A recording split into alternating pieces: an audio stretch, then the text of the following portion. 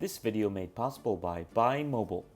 Hey everyone, welcome back to Howtechs. Today we have a Samsung Galaxy S10 and we're going to show you how to use the camera. So we're going to walk through the basic functions of the camera in case you have any questions or if you're considering buying this and you just want to see how the camera works. So pretty obvious, just look for the camera icon. In this case, it's already defaulted to be in the bottom menu, and you can always open up your apps and you should see it there as well. And of course, don't forget, you can also access it here from the lock screen if you just drag this up. And boom, there you are. So the interface is, basic for most modern smartphones nowadays. You can drag left and right to put different modes in. As you can see, we have food mode, night mode, panorama, live focus, photo, video, super slow motion. This thing can do up to 960 frames per second, as well as not super slow motion. And then also hyperlapse. So I guess that's basically time lapse. You can switch between the selfie camera and the front-facing cameras. There's actually 3 cameras on here, don't forget. With this guy, and this goes to the album of the photos that you shot. In this case, we shot a video. So let's go back and we'll put it into just regular photo mode. Snap a photo. You can obviously turn that off if you turn the sound down. And here you can adjust between the 3 cameras. So this is the telephoto. This is the main one, and this is the ultra wide.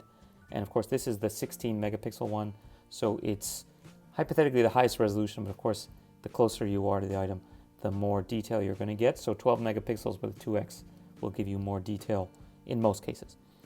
So up here, you can adjust the aspect ratio as well as the self timer, and if you want the flash on and off, automatic or not.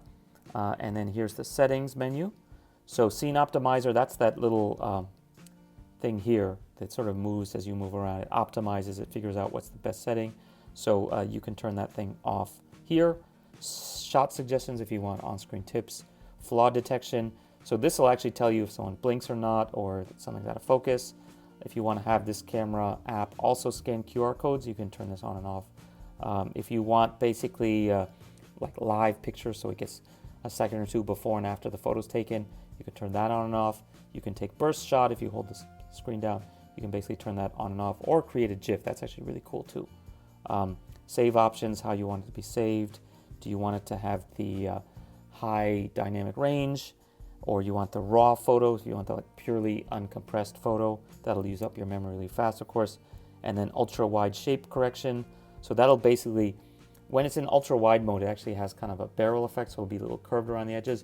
There's a way to sort of in software kind of shove that back, but you'll sort of lose some fidelity there. So you might not want to activate that. And then also selfie shape correction.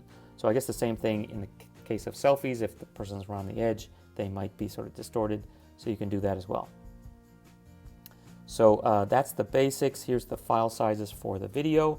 So for the rear video, that's the main cameras, you have a lot of options. So you can basically do different aspect ratios, and you can do full resolution, which is basically 4K. So there's that size.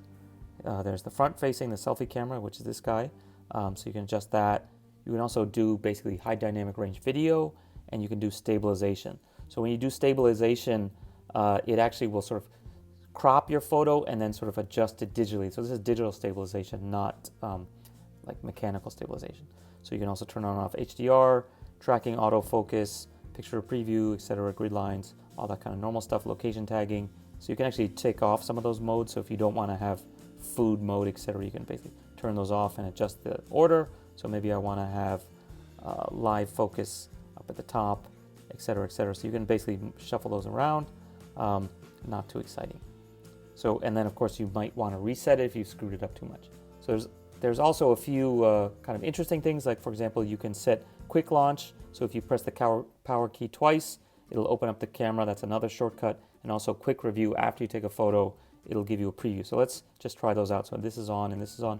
So let's lock the screen, double click the power, and now it brings this guy up. And if I want to take a photo, it'll leave with a preview. So that's pretty cool. I guess if I just stay here, it won't go away, but I can just go back and go back into it.